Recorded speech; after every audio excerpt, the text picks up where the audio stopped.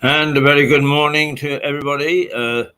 As usual, this bloody intro always defeats me. There. Come here.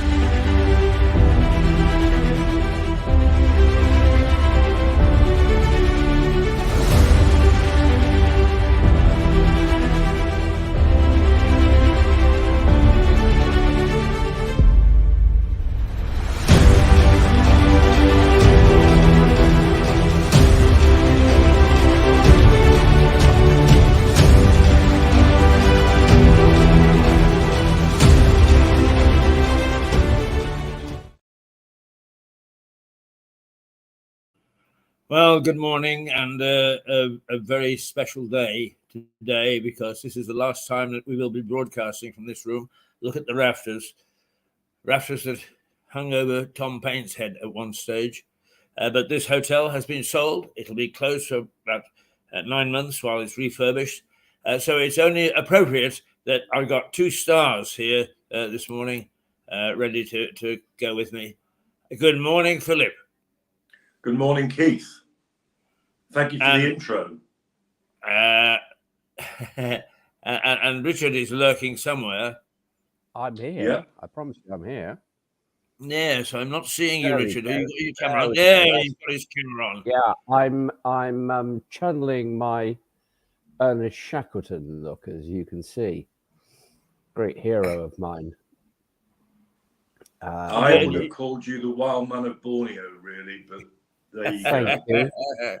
But Philip, that's only because you see me completely naked that you're able to say that.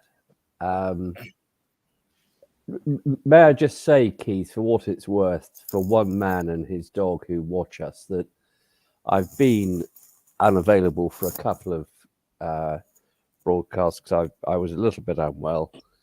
I've got rid of the hard pad, and I've now got a cold and wet nose, so I'm back up and running in the way that I should be.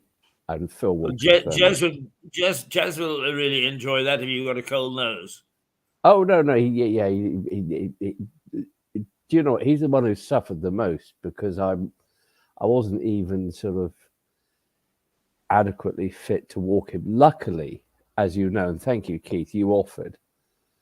But I've got my daughters at home who are able to take him out, as opposed to you using him as a husky with your bloody motor scooter. But I take him to the pub for refreshment. Yeah, you take him to the pub, exactly. Yes. Jed would take Keith to the pub. Well, this is the problem because my adult daughters take him out and they say, "We don't understand it, Dad, because we walk him along the road and then we get to the Black Horse and he wants to go in there." And I go, I don't know why that would be. I've got no idea. That's a total mystery. Total mystery. Actually, I think we should refer to him today as Shep, because you are wearing your John Noakes sweater. Yes, this is a sweater that was bought for me by an in-law, and I do feel occasionally that is obvious. But it does add, if I may say, to the Shackleton look. Do you see what I mean? If you say so. If you see photos of him post their extraordinary recovery, he looked very much like this. Big beard, red face, jumper, Irishman, and an incredible hero of mine.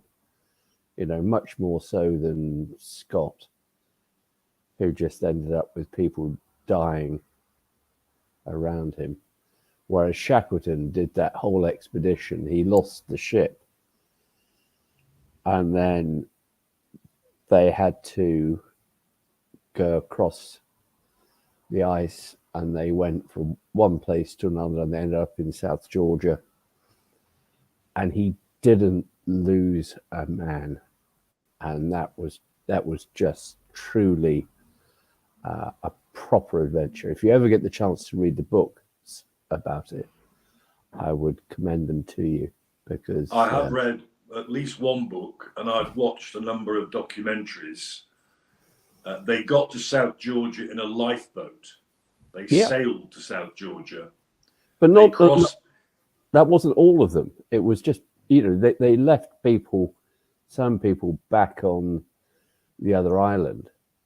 And, yes. And these people lived months without knowing whether anyone was going to rescue them. But Shackleton and a smaller group, they did cross the mountains and the ice of South Georgia to get to a whaling station.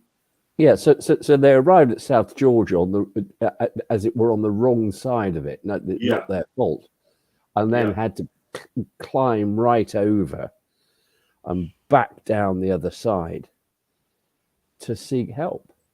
It's just an extraordinary, I find coming back from Portsmouth sometimes quite tricky. I always did. Yeah. Well, I'm glad when I do come back from Portsmouth, because I'm not in Portsmouth anymore. But was the ship lost, or did they find it? It was lost, and then I think last year they found it. They found it under the ice. They don't think they'll ever be able to bring it up. The photographs of it are extraordinary. They took a series of photographs, Keith, at the time of the ship literally being eaten by the ice. Yeah, absolutely extraordinary image. Black and white images, just extraordinary. It's really worth looking at. Anyway, that's not what we're here for today. As Keith said, this is a monumental occasion because it's our last event from the White Hart. And there's something very upsetting about that, really. I mean, it's such an institution. Yes. I mean, I know it's been bought and I know it's going to be refurbished, but it isn't going to be the same, is it? No. And when I think of you, Phil, I think he ought to be in an institution. So, yes. You have... Sorry, we were just about to lose power. We're okay now. Yes, well, Keith, Richard has just been sharing his opinion that I should be in an institution as well. And he has supporters on that view. I can think of a number. A number of them, many of them medically qualified. I mean, I'm joining most of them in London today before my son's graduation for a lunch. I know, and I know we've mentioned it before about. Do you mind if I name him? I never mind you naming anybody, Richard. No, Ollie, who obtained his first, which is a great achievement beyond question. Today is going to be graduating. Is it at the Guildhall he's graduating? It is at the Guildhall itself, not the Guildhall School, the Guildhall. And you and your family are going there to offer your congratulations to him for that. Well, tickets were very limited, so it's just Jackie and I going to the ceremony, but the family are meeting up beforehand. I mean, Jess and Charlie, his siblings, they couldn't make the evening anyway, because it's a bit of an awkward time, really. It's at 4:30 in the afternoon, but hey ho. You must be enormously proud, Phil. We're all very proud of him. Like your girls, our offspring as siblings are very close. and very supportive of each other. So yeah, hugely. And I'm sure Jackie and I will feel that at its highest when he appears in all his kit. I spoke to him, I think, at the weekend. It may have been earlier, may have been later, when I happened to be on the phone with you. And you handed over the phone to him. And I thought he was an extraordinarily mature young man with a lot of sensible opinions about things. Heaven knows where he's got those from, because it's not from His mother. dad. Yeah. His But mother. He's clearly going to be a musician that we all need to look out for. Yes, I think so. I mean, ironically, he was recruited to do a private function tomorrow evening, and it happens to be at the Arundel Town Hall. There you go. So, by sheer fluke, he's going to come down back to Arundel with Jackie and me tomorrow, and then go and do the gig at the Town Hall. Yeah, so he's a busy lad. He's a busy lad. His world awaits him out there, doesn't it? Yes, and he rather thrives on it, far more than I think I ever did or would have done. Yeah. But thank you for your kind words, much appreciated. No, not at all. Not at all. He's a lovely fella. Keith, I'm going to move on to discuss, if I may, our topic for today. If that's all right with you, Phil. I'm in bated breath. Oh, I'm sure you are. And he looks it, doesn't he? Oh, there's no doubt his breath is baited. There's no question about it. I mean, you can almost smell it, how baited it is from here. Oh, it's completely baited, I can tell you. Completely baited. What I wanted to talk about today, and Philip wants to talk about today as well, was bonfire. Because tomorrow night, albeit being the 4th of November, is bonfire in Lewis, because they can't hold it on a Sunday, the 5th of November, the usual day. And this is my polemic, and I use the word advisedly, because as you know, Keith, I'm quite mild-mannered. Oh, I can appear mild-mannered.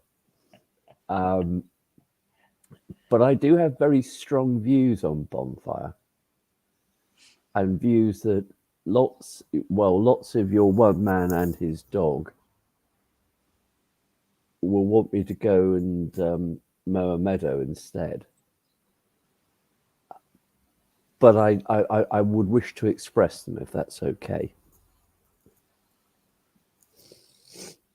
This is the channel to do it on. This is the untainted, unbiased, independent channel of Lewis. Right. I have a lot of problems with bonfire. Firstly, I dislike distinctly the underlying anti-Catholic sense to it. I can understand it. Historically, Catholics did bad things, but there again, so did Protestants. And these things happen. And we ought to just let them be. But with each of the bonfire societies, and certainly some more than others, you scratch the surface, and there's a terribly anti-Catholic attitude right at the core, right at the very core of them. The people who dress up as archbishops at the actual bonfire ceremonies and that sort of thing. And I find it deeply distasteful. I'm not Catholic. I've never have been Catholic. Never will be. Unlike you, Keith, I'm not a God botherer in any way. But it just seems to me that that's wrong. Secondly, the down from Londoners, and ultimately, I'm a long-term down from Londoner, but I've probably just about had my inoculations now, so I'm actually a Lewisian. But people come down and they say, "Oh, my kids love bonfire," and we join the society, and they get their stripy jumpers. They don't seem to understand that. The root of it all and how unattractive that is. And they allow their children, therefore, to buy into something that is ultimately, it's not quite racist, because Catholicism isn't a race, but it's anti-Catholic. There is also no real sense of race equality. You have people who dress up, or I think they've stopped now, but there were people who used to dress up as Zulus and things like that, or Red Indians, as they called them. And I found that deeply offensive. And I never let any member of my family, when they were younger, to join any bonfire society as a consequence. Thirdly, the societies purport to save up money for charities. And I've no doubt that they do some of that. I don't know what percentage. But they spend a vast amount on fireworks. So if you go to one of their fundraising things, and they have them all around the town throughout the year, you're actually just paying for the fireworks. You're not really paying for their charitable status. And I do think that the town could do better. The town could say, right, we'll have one bonfire society. You don't need to have 7, which is what we have. You can do this on a much slimmed down scale, which would still be impressive, and in fact might allow outsiders to come in, because at the moment, as you probably know, all trains and buses and cars are prevented from coming into Lewes for bonfire itself. And you could have a sensible process. I have certainly prosecuted people who have been involved in violence at bonfire. I'm sure there will be further events like that in the fullness of time. I find it deeply frightening when I go out, because the streets are packed and people are taking rook scarers, lighting them and just throwing them on the ground in a crowd. And it's an old thing about a rook scarer. You sense it before it goes off. I don't know how, but you look and think, oh, and then it goes, and people could be injured by those things. And I know the police despair of how they're meant to control it. And there's some joy in anarchy. I fully accept that, and we won't be druv. That's Lewis. But I do feel that Bonfire takes it too far. Sorry, I know those are radical views, but they are my views. Keith, what do you think? Well, I think that you would find quite a number of people share your view. I actually don't, because nobody has less isms than me. I actually don't see, and it's only because probably I'm mindless. I have nothing between the ears, but I just don't see bias or the question of ethnicity or color or race or whatever. I just don't see it. And of course, I've lived in some of the most divisive communities in the world. And I always rather like the idea that the late Sid Stonehouse, who could be seen as a very dapper man, who would walk around Lewis with a bow tie and his shoes shone to perfection, so you could see your face in it, owned the Gardener's Arms, which always has a banner, "No Popery Here," and he was a Roman Catholic.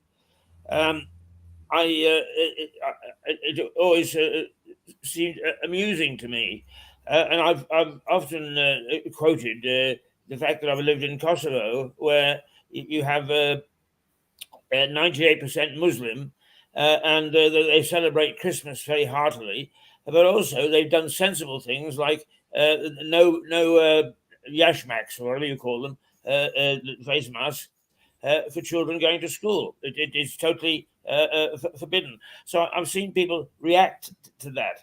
I don't get quite as excited about these things, and perhaps I should. I just think that people who have bias and so on are mindless. On the safety issue, I agree with you.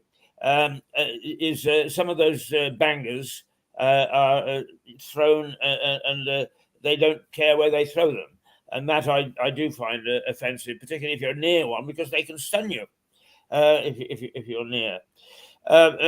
In terms of just one as opposed to 7, I think it's just a matter of choice. I think, Richard, I would see it that the first bonfire, of course, came some 20 or 30 years before Guy Fawkes. Yes.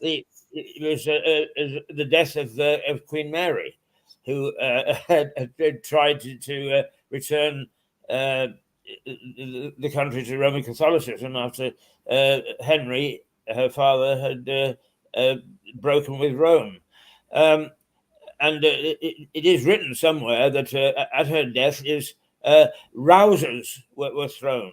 And a rouser, of course, is a banger that sort of can stun you. I'm a bit less excited about it than you are. Having said that, I honestly do think that the more that we listen to other people's points of view, and you just expressed yours very eloquently, is the better off society will be. So I'm rather pleased that you have done it on Mirador, because as Philip says, nowhere better to actually express these sort of things. As John Henty has done an article apparently for one of the local magazines in which he said, we are quirky. And that was a term that we used when we first started. We wanted to try and explain exactly what we were, and we called ourselves quirky. So your view, I would say, is quirky and quite acceptable. Philip. Well, firstly, Mr. Barton is well suited to a quirky channel. He's very quirky himself. God bless him. And I'm fascinated to hear the fact, and this explains a lot now to me. Obviously, the Louisians celebrated Mary's death by mirroring how she put Protestants to death. They lit a bonfire and they threw fireworks, because that's what she did. She burned Protestant so-called martyrs at the stake with alacrity.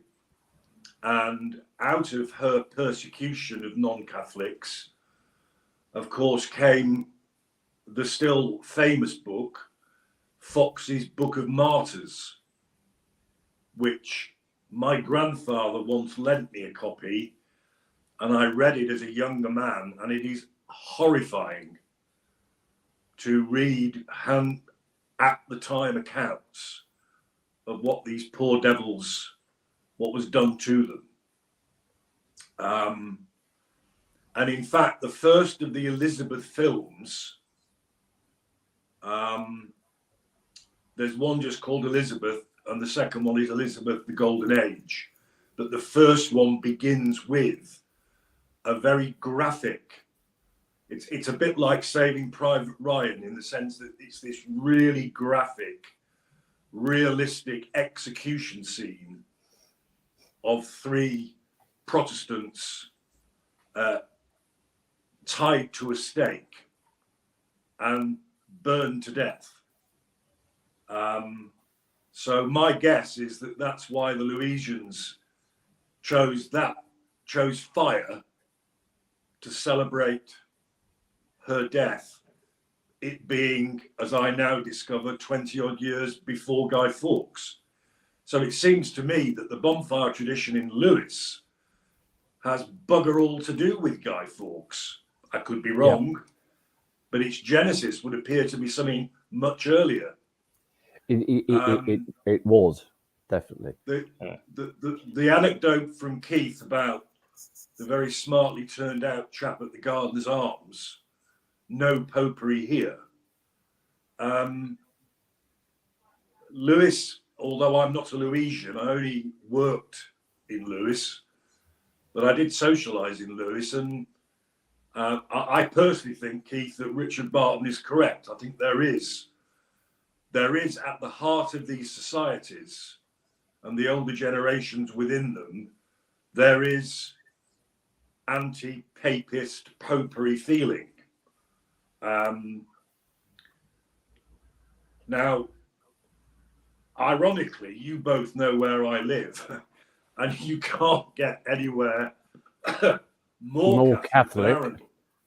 Yeah. It's everywhere. You know, it's a bit like the old joke about Manchester United fans being like rats. You're never more than 3 feet away from one. Well, it's the same with Catholics in Arundel. You know, many of my neighbours here on the outskirts of the town are devout Catholics, with whom I have no problem whatsoever, because I tend to look at religion historically, and for all its faults and its reliance on guilt and bells and smells, the only reason we have religious division in this country is because Henry VIII wanted to screw Anne Boleyn and get rid of Catherine of Aragon. So it's all down to a schism in the church because of a randy tyrant. And the Catholic Church is the original church, if you're into that sort of thing. I think also he wanted power of his own, didn't he? Aside from he was he was so cheesed off with the Pope because the Pope wouldn't annul the marriage. Yeah. And it was in the Pope's gift to do so.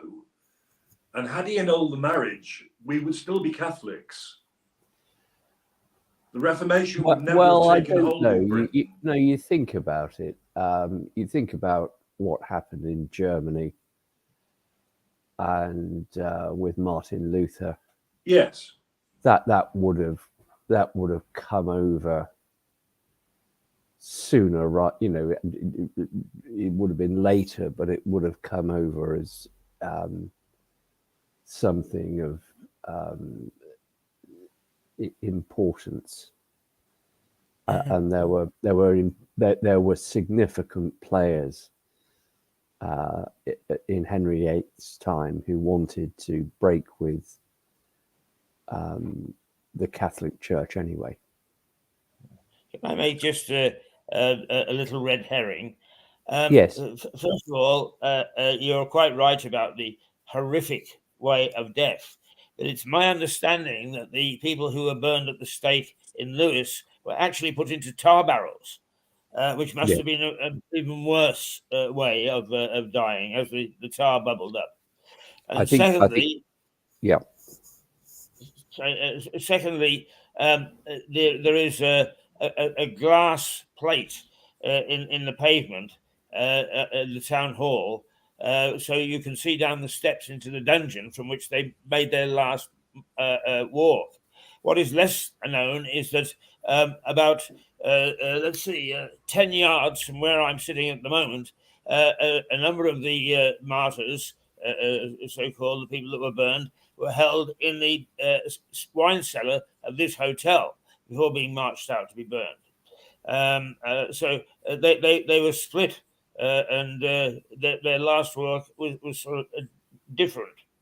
But I think that the other thing is that, I love these talks because you actually make me think. Even at my grand old age, you make me think, because I'm Anglo-Catholic. And I don't mind popping into the Catholic Church from time to time because they've got a rather nice choir. So if the choir is coming, I pop up the road and go there. And now I'm not the church wouldn't send me out as a missionary, I assure you. I'm not that. But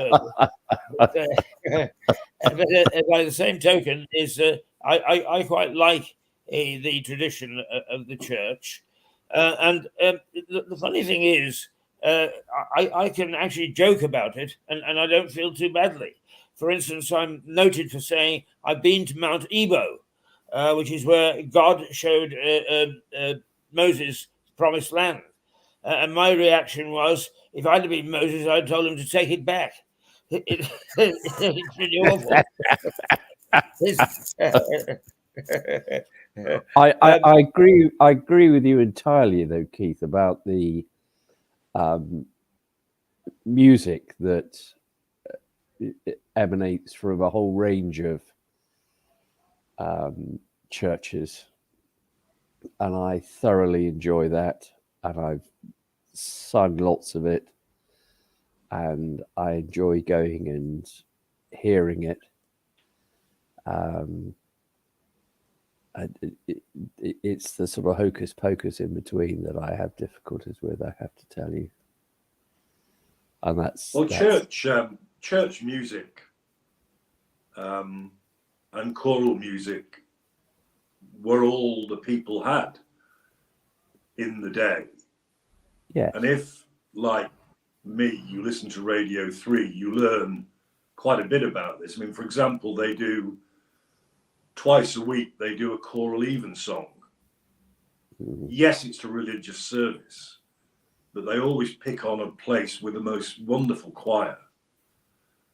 And that's on at, if you're interested, Keith, that's on at 3:00 on a Sunday on Radio 3.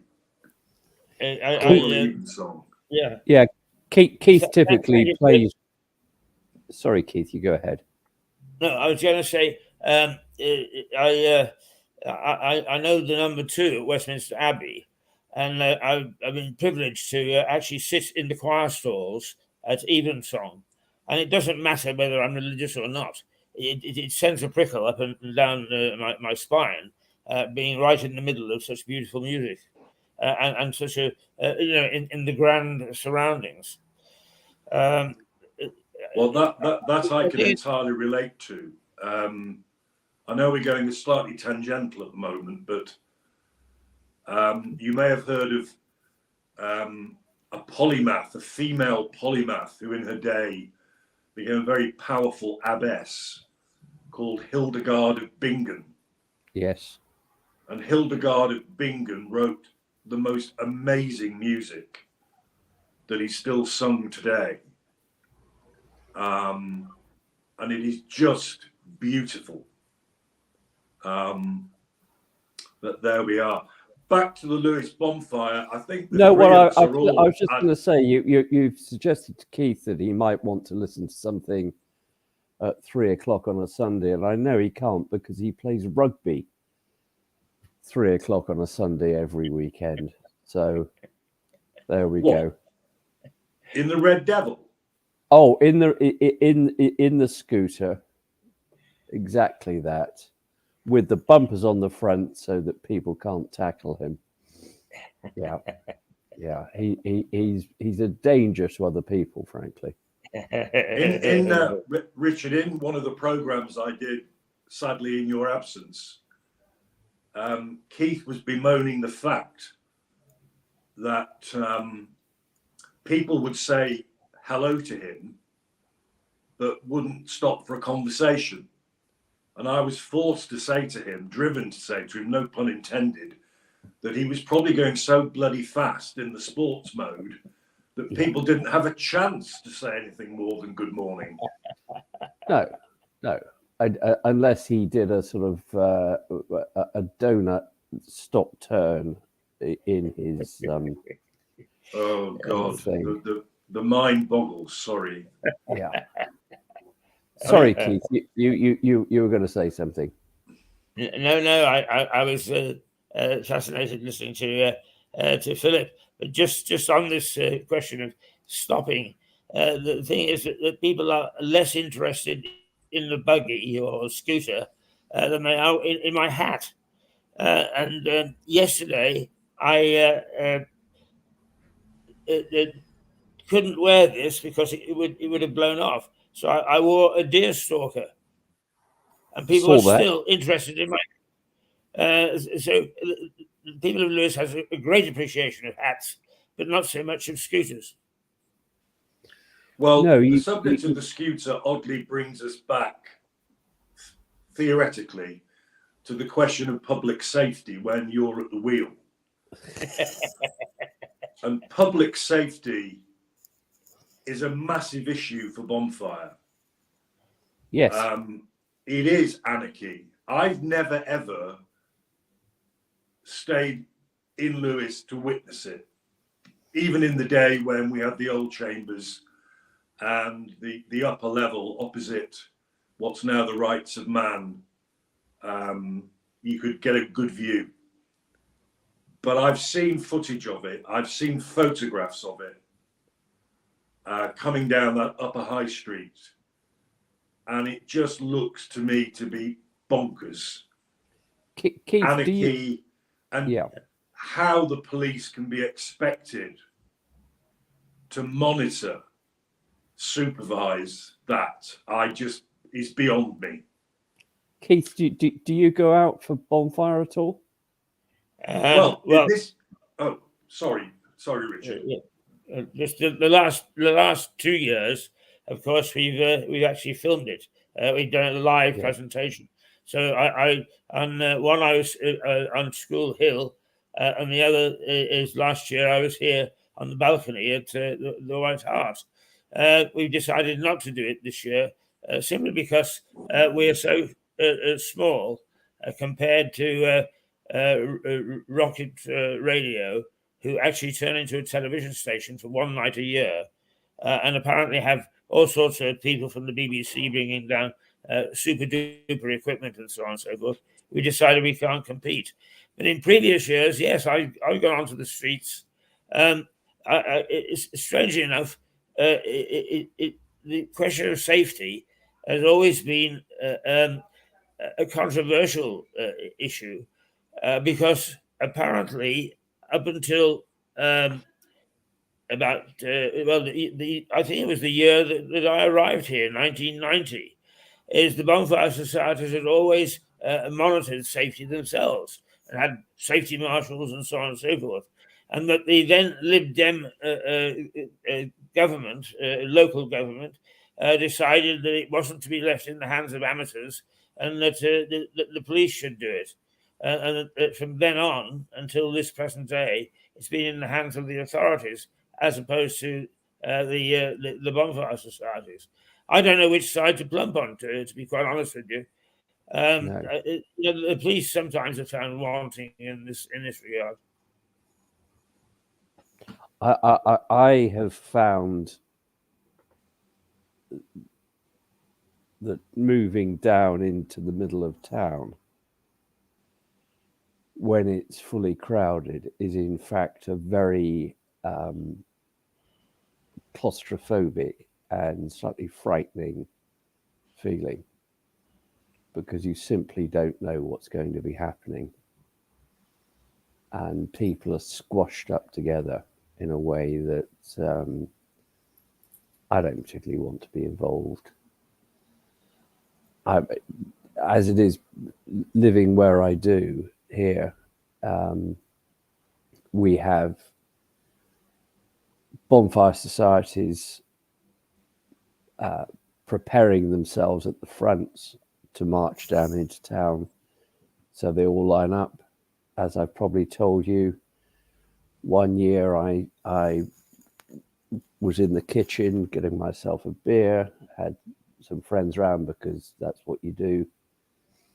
And then I realized that I had a Henry VIII's 6 wives all wanting to have a pee in my lavatory because they knew my wife. And they were all dressed up as one at a time going up the stairs to have a wee. And I thought, this is a little bit odd, isn't it? But that level is okay. I can cope with that. I just wouldn't choose to go into town. Yeah. I have to say, and you know, I'm an old man. I don't. My daughters probably will go into town, and hopefully will stay safe. Is that issue? I agree with you about the bonfire societies. I mean, they to me they tend to be closed organizations. It's almost secret societies, and I cannot abide secret societies. When I hadn't been in Lewis for very long, and I got to know 1 or 2 people who were Masons, and they said to my wife, Valerie, we really got to try and persuade Keith to become a Mason. And she said, leave well enough alone. The moment he was inside, he tried to reorganize it. Well, that would be a bit tricky. I have to say that Richard, a problem you will have, I mean, the vast majority of people in Lewis and visitors to the bonfire are quite tall, aren't they? Don't worry about that, Phil. Don't worry about that. You in the midst of that crowd. I have 8 steps up to my front door, so I'm above them all, I promise you. And these 6 wives that turned up, friends of Becky's, did they all have their heads? When they came in, they did have. Yes. But it is there was a year where I had a friend around who wanted to have a smoke, and so all the people were out the front with their Keith, you'll be familiar with them, the bits of wood with the flaming ends on them. Oh, right, yeah, so, the torches. Yeah. So they got the torches. So I took him out the back door because I've got a separate entrance at the back. And we went out there, and he went to light up his cigarette and got leapt on by 3 people who said, hold it a minute, hold it. And they had this great effigy, which of course was covered in fireworks. And they said, you simply cannot have a lit flame here.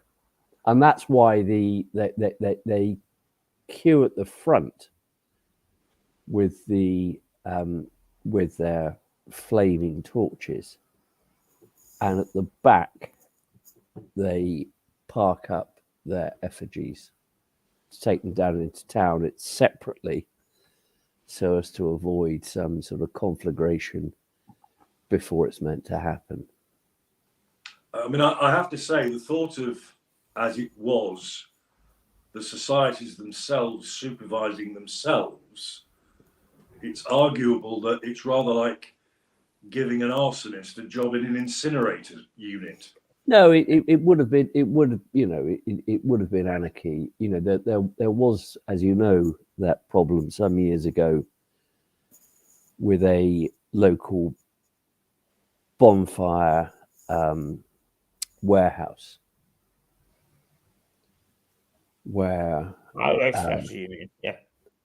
where emergency services officers died, and the people who were prosecuted for that, who I'm not going to name, were prominent members of one of the bonfire societies. And I know for the next 2 or 3 years, the police were deeply concerned about the reaction to them being prosecuted from the members of the bonfire societies, because they thought they would react badly to it. And luckily nothing happened, but it does reflect on the strong feelings. And so that's why I say this is a polemic on my part. It reflects the strong feelings that bonfire creates in and around Lewis. Of course, it's not just Lewis, as you know, Keith, as you know, Phil. Yeah. Oh, yeah. You know, there are surrounding towns and villages who all have their bonfire events before the 5th, in this case the 4th, and then they all come and join in here on the big day as well.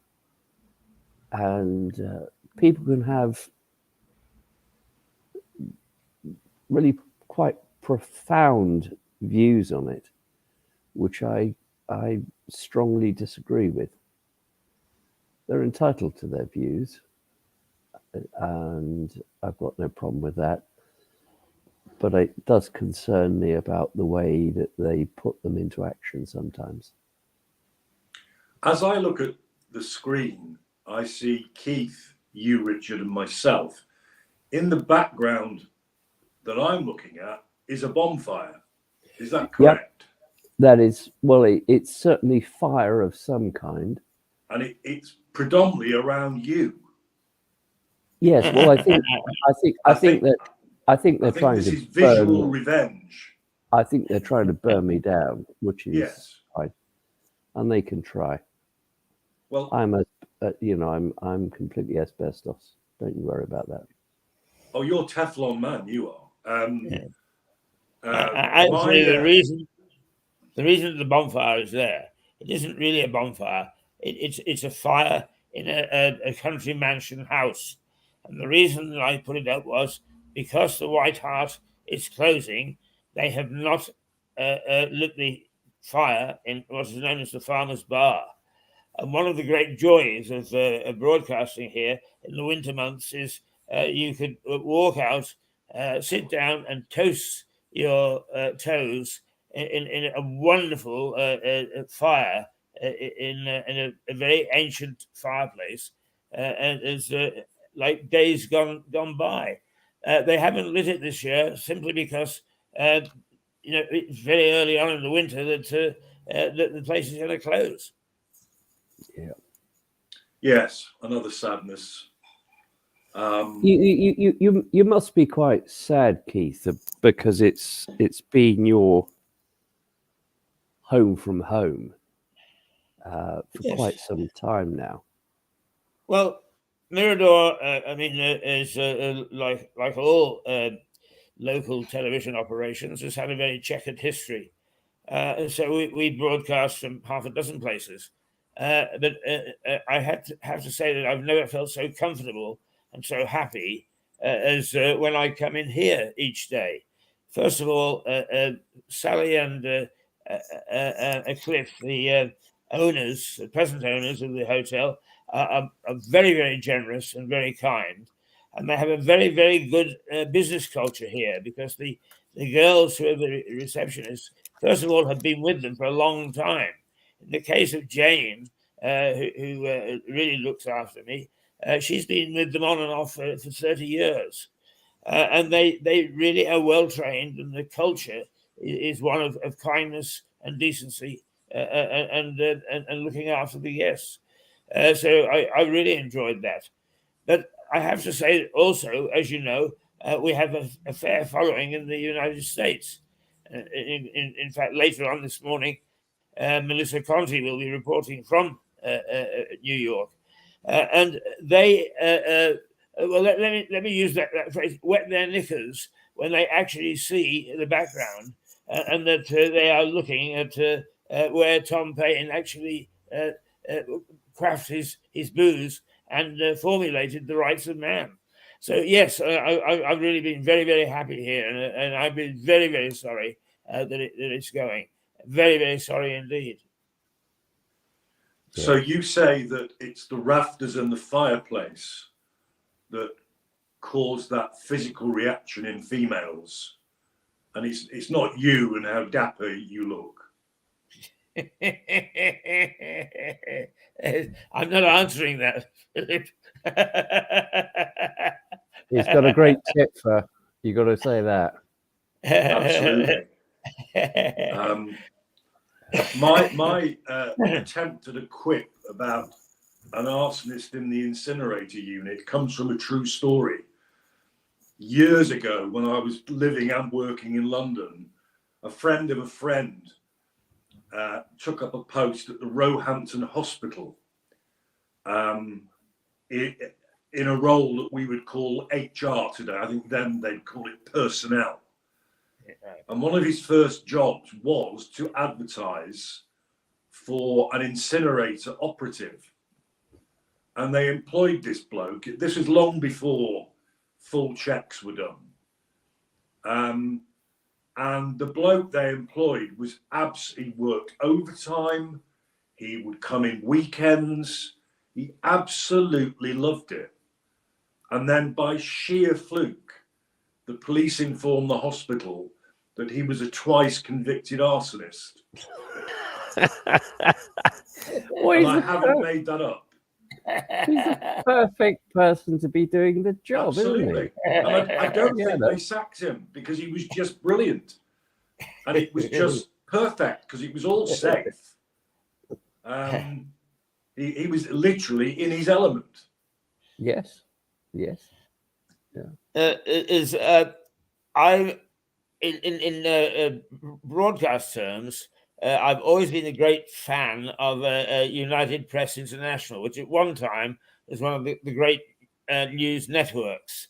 It is still in existence, but not as prominent as it was. But in their handbook, they try to explain to new people into the media industry to keep things simple and sharp and how to choose their language.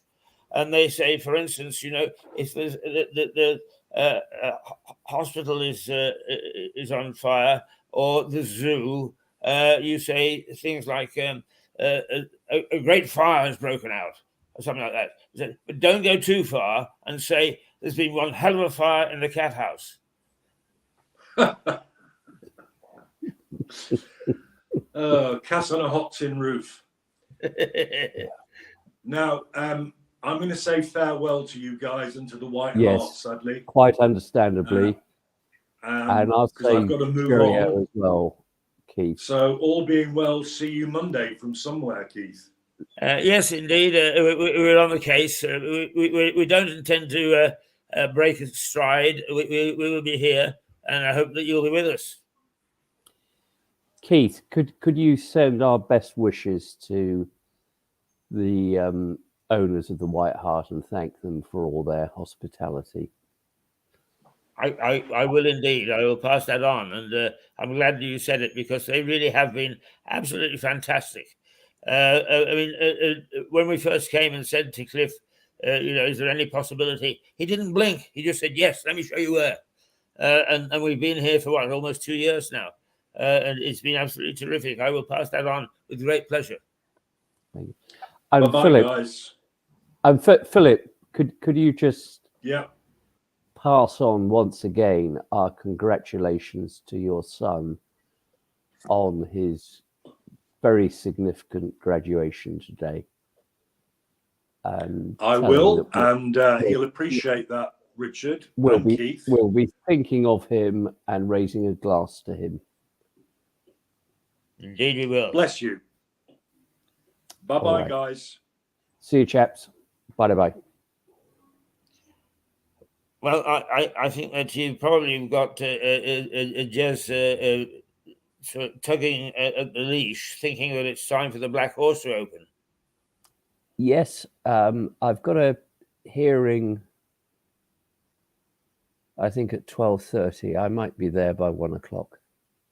Are you you're back in work, are you? Yeah.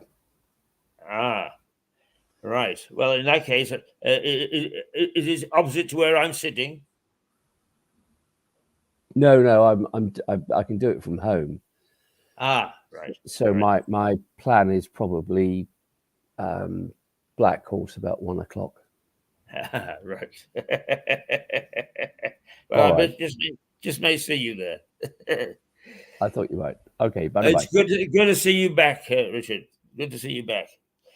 Thank you, the two Bs who kick off every Monday and every Friday without fail, with all sorts of little thoughts, ideas, statements, but always with good humour and with a little touch of wit about everything they say and do.